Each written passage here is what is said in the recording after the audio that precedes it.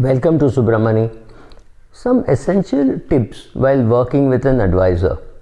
First, take time to look for an advisor. Take a long time. Make sure that his personality matches yours. And if you are young, look for an older advisor. If you are old and experienced, look for a young advisor. Why am I saying this? Because when you're young and you don't know what you're doing, you need the calming hand of an IFA who will be able to tell you this is what it is, this is how it works. Make sure that in 5 years you do not need him, which means sit with him and understand, make notes, keep writing, and when you do an interview, meet 2-3 IFAs or whatever is their new name, and don't get intimidated by the fact that he's a big guy or he is a big guy on the media, he comes on television or he writes on Twitter. I can assure you social media is full of jerks, so what they tell you doesn't really matter. So make sure that you're checking out 2-3 guys, get good references for them.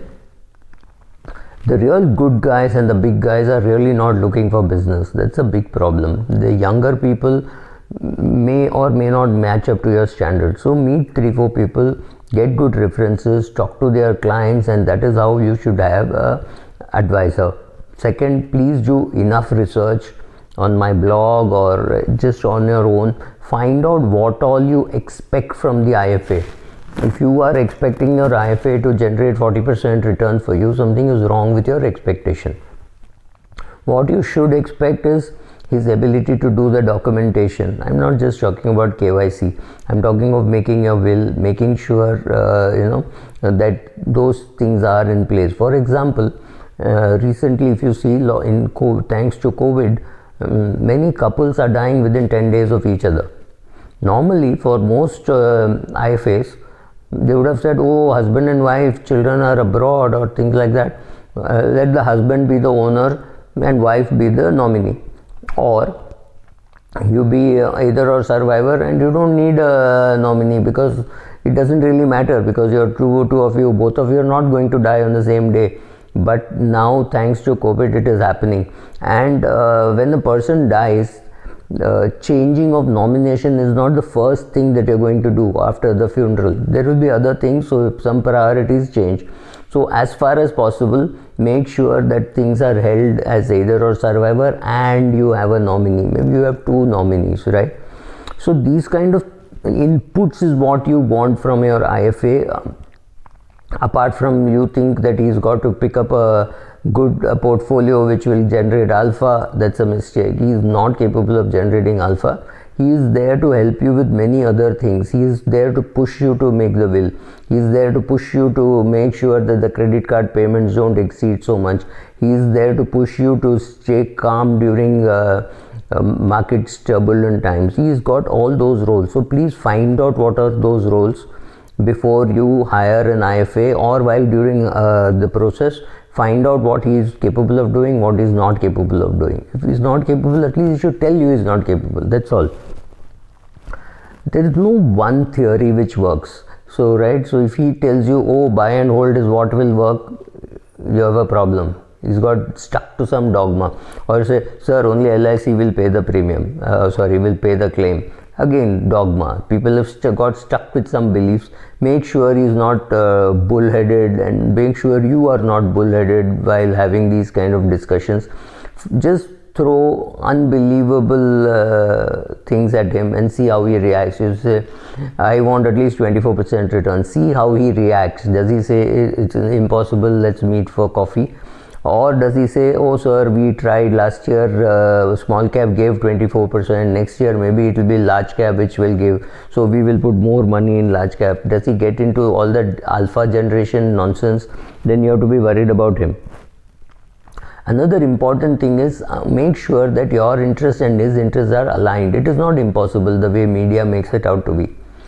If your interests are aligned, then he will tell you, given current interest rates, it might make sense for you to continue with the home loan at 7.30% instead of repaying all the home loan by breaking your equity. So your asset allocation across time frame, across goals, etc., if he is able to sit and talk to you, that's great.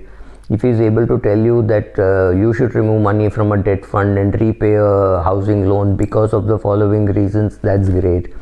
Take down the reasons. If you don't think it is logical, don't do it, that's fine, but at least take down the reasons in writing, keep it with you. The note making that you will do during such meetings is going to hold you in very good stead, because he is going to tell you, this is what I can tell you, I cannot give you in writing. I am from this insurance company and I think you should take your pension, price it, and start your pension 10 years later. That's fine, but I want to take the call of pricing my pension at a time when interest rates are perhaps higher. So maybe after 2 years, when gilt itself is say 7% or 7.25%, that is the time when I may want to do my pricing. I don't want to do it now, and why are you forcing me, right?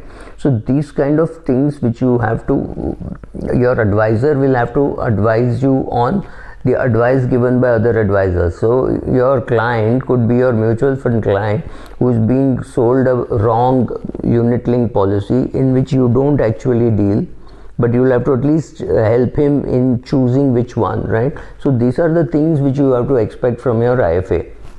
So once you have your interests aligned, you say, of my total assets, wherever, whether I use you or don't use you, I will give you 0.25% or 0.20%, but you will not get fees from anybody else. If you get fees, you will tell me. You will not get Diwali gift from anybody else. If you get, you will tell me. So at least you know how much you're paying. And he will also then not mind telling you, oh, I think interest rates have now reached a peak, you might as well remove money from bond funds and repay your housing loan debt.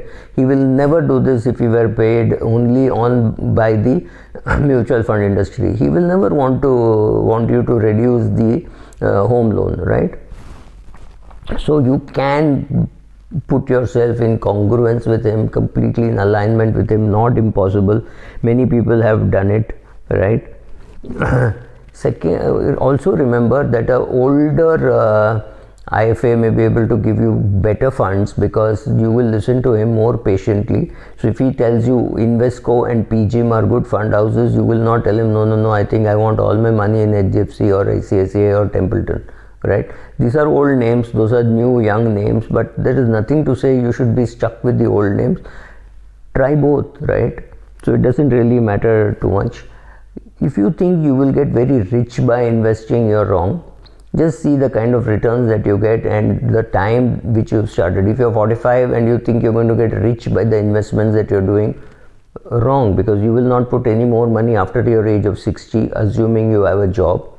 After that, you will only be withdrawing. So the question is, becoming wealthy? No, it's not going to happen. Even an index fund can make you wealthy if you give it enough N, right? So if you start, like I say, I've always been saying, if you have a kid in your house, start an SIP in an index fund and keep adding money to it as and when you can. Don't worry, you're going to touch this money after 30-40 years. So don't really bother too much. Just lage raho, right? So get a good agent. Speak to him, get a good advisor, speak to him, find out, shortlist, find out what is his role. Once you have trusted him, verify what he is doing, and after 5 years you should be able to do all that he does. I'm not saying throw him out, you still need an advisor as a sounding board. So maybe you negotiate on the fees and get the fees to be a little lower, but don't give up on the relationship, especially if he has taught you and dealt with you very nicely. He deserves what he earns simply because he is going to add value to you going forward also. So don't but use him as a sounding board, and yeah, you will have to pay fees for a sounding board also. So that's what you should be doing. Thank you.